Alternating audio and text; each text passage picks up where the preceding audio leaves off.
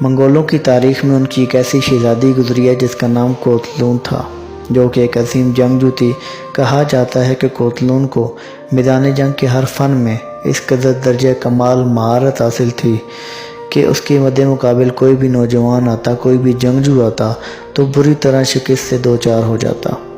گھوڑ سواری، تیر اندازی، نیزہ بازی، تلوار بازی میں اس کا کوئی ثانی نہیں تھا، لیکن اس کی ایک شرط تھی کہ شادی اس نوجوان، اس جنگجو سے کرے گی جو میدان جنگ میں اترے، میرے مد مقابل ہو، مجھے شکست سے دوچار کر دے، مجھ سے جیت جائے، میں اپنا سر خم کر دوں گی، لیکن اگر وہ مجھ سے ہار جائے تو بدلے میں ایک بہترین نسل کا گھوڑا مجھے دے گا۔ پھر کیا، بہت سے نوجوانوں نے، بہت سے جنگجوؤں نے زور بازو آزمایا، لیکن کوتلون کو ہرانے میں ناکام رہے، کامیاب نہ ہو سکے۔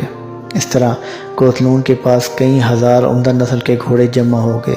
کچھ نوجوانوں اور کچھ جنگجوؤں نے تو کوتلون کے آگے ایک ایک ہزار گھوڑے ہار چکے تھے، لیکن پھر تاریخ نے دیکھا کہ ایک دن ایسا آیا کہ کوتلون نے بغیر لڑے شادی کرنے کا فیصلہ کر لیا۔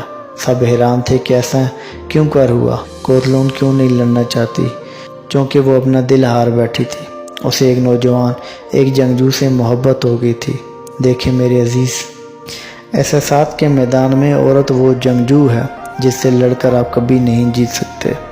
وہ جب بھی ہارتی ہے دل سے ہارتی ہے، اس لیے مردانگی کی ضد میں اپنے گھر کو میدان جنگ مت بنائیں، کیونکہ اس میدان جنگ میں ہر عورت کوتلون ہے۔